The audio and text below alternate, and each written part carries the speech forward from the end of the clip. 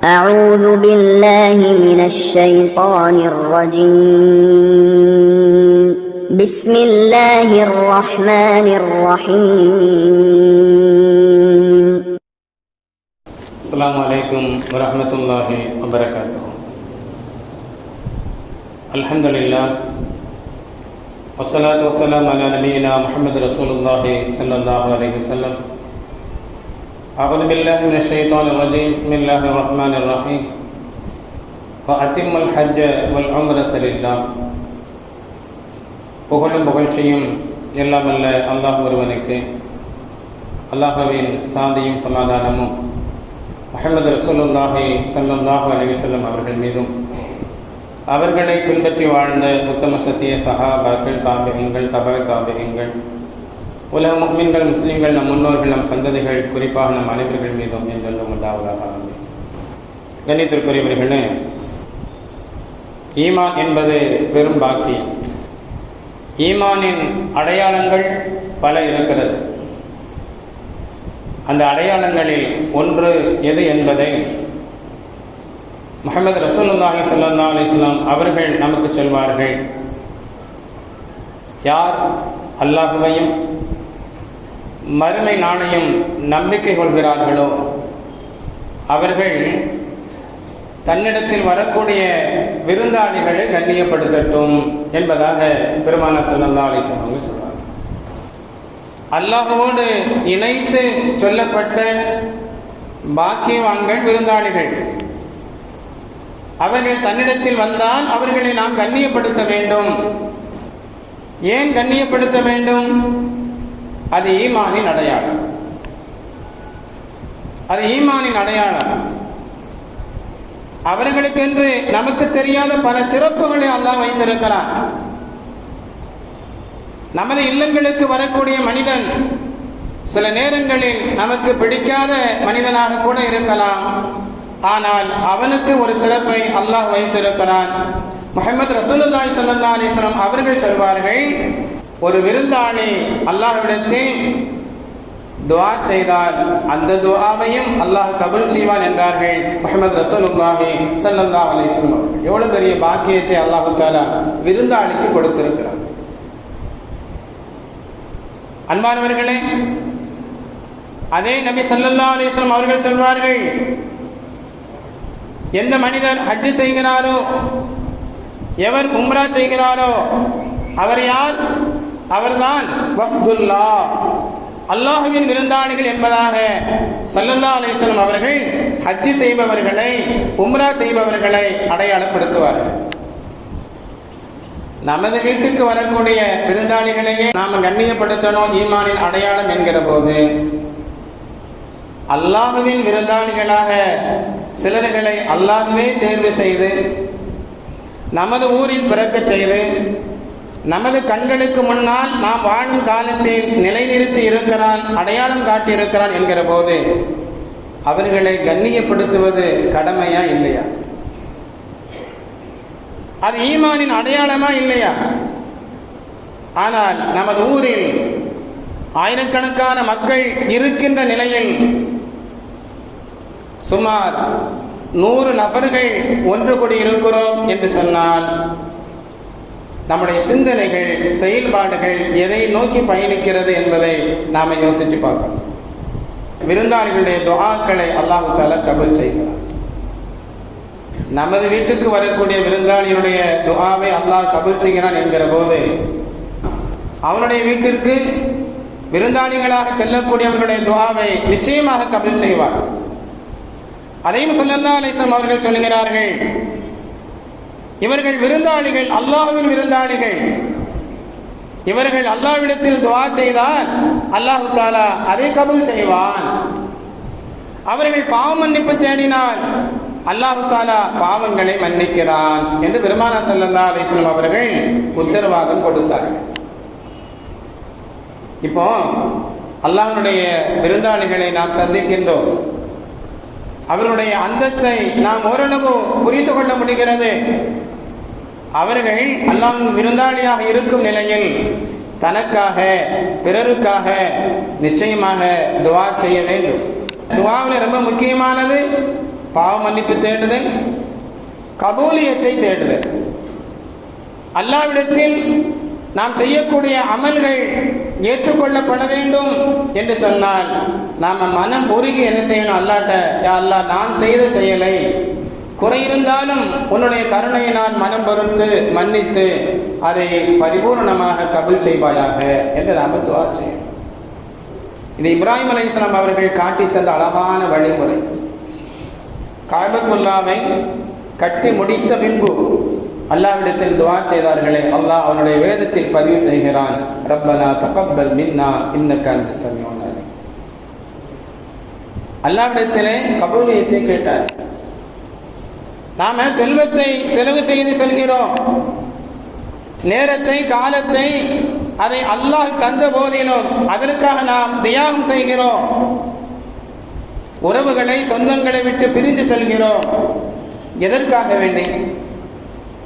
அல்லாஹ் நமக்கு இட்ட கட்டளையை நிறைவேற்ற வேண்டும் என்பதற்காக வேண்டி. அந்த கட்டளையை நிறைவேற்றுதல் என்பது அது கபூல் செய்யப்பட்டால் மட்டும்தான் நாம் எதற்காக சென்றோமோ அந்த நோக்கம் நிறைவேறும். இல்லை அப்படின்னு சொன்னால் அது வெறுமனே ஒரு பயணமாக மட்டுமே மிஞ்சி நிற்கும் என்பதை நாம் புரிந்து கொள்ளணும். அதனால் அன்பானவர்களே, முதலில் பாவ மன்னிப்பு தேடுங்கள். இரண்டாவது, நாம் செய்திட்ட அமல்கள், செயல்பாடுகள், துஆக்கள் உட்பட அல்லாஹ்விடத்தில் அங்கீகாரம் பெறுவதற்காக வேண்டி துஆ செய்யுங்கள். ஹஜ்ஜுக்கு செல்லக்கூடியவர்களுக்கு அல்லாஹு தஆலா பலவிதமான பாக்கியங்களை கொடுத்திருக்கிறான். அதில் ஒன்று, இன்னென்ன இடங்களிலெல்லாம் துஆக்கள் கபூல் செய்யப்படும் என்று அல்லாஹ்வுடைய ரசூலால் அடையாளம் காட்டப்பட்டிருக்கிறது.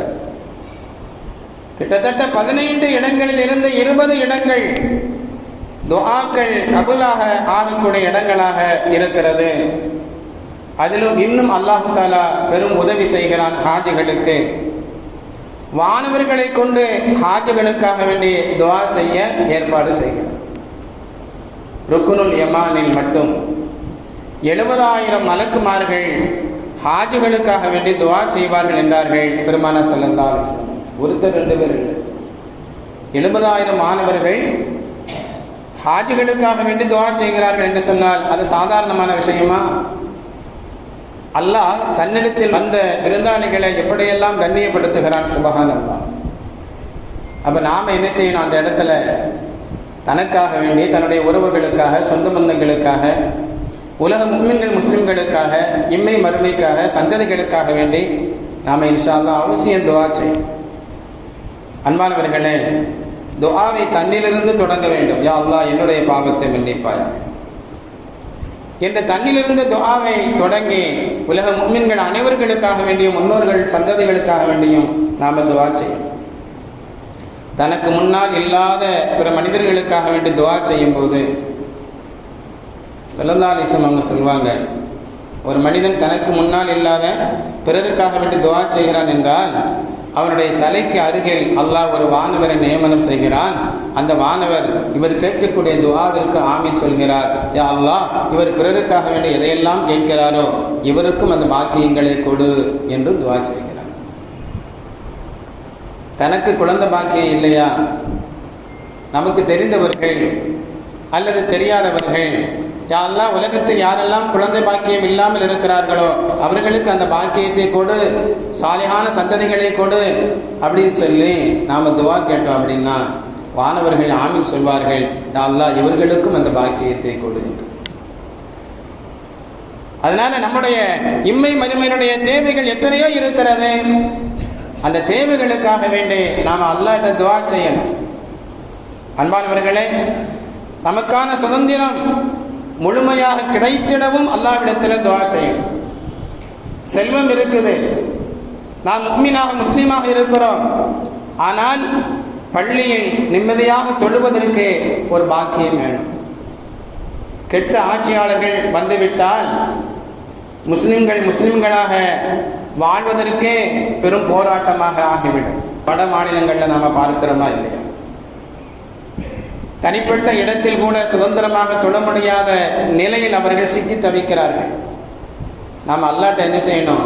ஹஜ்ஜுக்கு செல்லக்கூடியவர்கள் அவசியமாக எல்லா முஃமின்கள் முஸ்லிம்களுடைய வாழ்க்கையும் இறைவனுக்காக வேண்டி அமைவதற்காக, சுதந்திரமாக செயல்படுவதற்காக, கெட்ட ஆட்சியாளர்கள் நீங்கி நல்ல ஆட்சியாளர்கள் நம்மிடத்தில் வந்து சேர்வதற்காக, நாமும் நல்ல குடிமக்களாக வாழ்வதற்காக, இரையச்சமுடைய மனிதனாக வாழ்வதற்காக அல்லாஹ்விடத்தில் அதிகமாக துஆ செய்யும். அல்லாஹ் தஆலா நாம் செய்யக்கூடிய அனைத்து துஆக்களையும் கபூல் செய்வானாக. செல்லக்கூடிய நாம் ஹலாலான செல்வத்தை செலவு செய்து நாம போகணும். ஹராமான வழியில சம்பாதித்த செல்வத்தை செலவு செய்து போனால் அங்கே சென்று லப்பைக் அல்லாஹும்ம லப்பைக் என்று நாம் சொன்னாலும், யா அல்லாஹ் உன்னிடத்தில் வந்து விட்டேன், நான் சரணடைந்து விட்டேன் என்று சொன்னாலும் வானத்திலிருந்து ஒரு சப்தம் வரும், நீ ஹராமான சம்பாத்தியத்தில் வந்திருக்கிறாய், உன்னுடைய ஹஜ்ஜு ஏற்றுக்கொள்ளப்படாது என்று சப்தம் வரும் என்றார்கள் பெருமானார் ஸல்லல்லாஹு அலைஹி வஸல்லம்.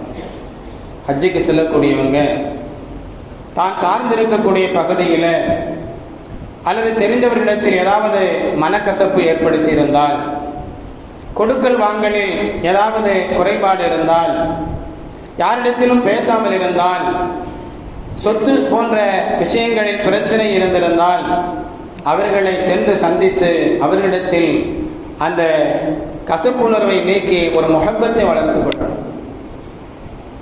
தேவைப்பட்டால் மன்னிப்பும் கூட நாம் கேட்கலாம். பெருமானார் ஸல்லல்லாஹு அலைஹி வஸல்லம் சொல்வாங்க, ஒரு காலம் வரும், செல்வந்தர்கள் ஹஜ்ஜுடைய காலங்களில் செல்வார்கள், அவங்களுடைய நோக்கம் வியாபாரம் செய்யணும் அப்படிங்கிறதாக இருக்கும். செல்வந்தர்கள் ஹஜ்ஜுக்கு போவாங்க, ஹஜ்ஜுடைய காலத்தில் நோக்கம் எப்படி இருக்கும்? வியாபாரம் செய்யணும். தலைவர்களும் ஹஜ்ஜுடைய காலங்களில் செல்வார்கள், அவர்களுடைய நோக்கம் சுற்றுலாவாக இருக்கும். ஏழைகளும் ஹஜ்ஜுடைய காலத்தில் அங்கே போவாங்க, அவர்களுடைய நோக்கம் யாசகம் கேட்பதற்காக வேண்டி இருக்கும். மார்க்க அறிஞர்கள் ஹஜ்ஜுடைய காலங்களில் போவார்கள், அவர்களுடைய நோக்கம் புகழை அடைவதற்காக இருக்கும் என்றார்கள் பெருமானார் ஸல்லல்லாஹு அலைஹி வஸல்லம். இது போன்ற நிலைகளிலிருந்து அல்லாஹ் தஆலா நம்மை பாதுகாக்க வேண்டும். நாம் செல்லக்கூடிய பயணம் என்பது சுற்றுலா பயணம் அல்ல. ஆடம்பரமான வாழ்க்கையின் ஒரு பகுதியாக இருக்கக்கூடிய சுற்றுலா பயணம் அல்ல, அது ஆன்மீக பயணம். நம்முடைய ஆன்மாவை பரிசுத்தப்படுத்தக்கூடிய உன்னதமான ஒரு பயணம். அந்த பயணத்தை இறைவனுக்காக வேண்டி நாம் செய்யணும். மற்றவர்கள் நம்மை பார்க்க வேண்டும், பெருமையாக பேச வேண்டும், நம்மை ஹாஜி என்று அழைக்க வேண்டும், அல்ஹாஜி என்று பெயர் பதிவிட வேண்டும் என்பதற்காக வேண்டிய அல்லாமல், அல்லாஹ் சுப்ஹானஹு வ தஆலா உலகத்தில் எத்தனையோ நபர்களை படைத்திருக்கிறான். அவர்களில் பலர்களை முஸ்லிம்களாக படைத்திருக்கிறான். அவர்களில் சிலருக்கு மட்டும் அல்லாஹ் தஆலா ஹஜ் செய்யக்கூடிய பாக்கியத்தை கொடுக்கிறான். அதில் நம்மையும் அல்லாஹ் தேர்வு செய்திருக்கிறான் என்கிற போது அந்த அல்லாஹ்விற்கு நன்றியுடையவனாக நாம் இருக்க வேண்டும் வாழும் காலமெல்லாம் என்பது மட்டுமல்ல, நம்முடைய நிய்யத்தை இன்ஷா அல்லாஹ் சரி செய்து கொள்ள வேண்டும். அல்லாஹ்வுடைய நல்லடியார்களே, நீங்கள் எல்லாம் சாதாரணமான மனிதர்கள் அல்ல, அல்லாஹ்வுடைய விருந்தாளிகள். அல்லாஹ் சுப்ஹானஹு வ தஆலா உங்களை கொண்டு உங்களுடைய வாழ்வை சிறப்பாக ஆக்கி தருவதோடு நீங்கள் கேட்கக்கூடிய துஆக்களில் யாரெல்லாம் உள் அடங்குகிறார்களோ அனைவருடைய வாழ்க்கையையும் அல்லாஹ் சிறப்புக்குரியதாக இம்மேலும் மறுமையிலும் ஆக்கி அருள் புரிவானாக. அல்லாஹ் ரப்பில் ஆலமீன் இந்த வருஷம் ஹஜ்ஜுக்கு செல்லக்கூடிய அனைவருடைய ஹஜ்ஜையும் கபூல் செய்வானாக. இன்னும் மப்ரூரான ஹஜ்ஜாக அல்லாஹ் தஆலா ஏற்றுக்கொள்வானாக. இதற்கு முன்பு யாரெல்லாம் ஹஜ்ஜு செய்தார்களோ அவர்களுடைய ஹஜ்ஜுகளையும் இன்ஷா அல்லாஹ் இனி வரும் காலங்களில் யாரெல்லாம் ஹஜ்ஜு செய்ய இருக்கிறார்களோ அவர்களுடைய ஹஜ்ஜையும் அல்லாஹ் தஆலா கபூல் செய்வானாக. ஹஜ்ஜு செய்யாதவர்களுக்கு மக்பூலான ஹஜ் செய்யக்கூடிய பாக்கியத்தையும் அல்லாஹ் ரஹ்மான் அருள் புரிவானாக. ஆமீன் ஆமீன் யா ரப்பல் ஆலமீன். அஸ்ஸலாமு அலைக்கும் வரஹ்மத்துல்லாஹி தஆலா வபரகாத்துஹு.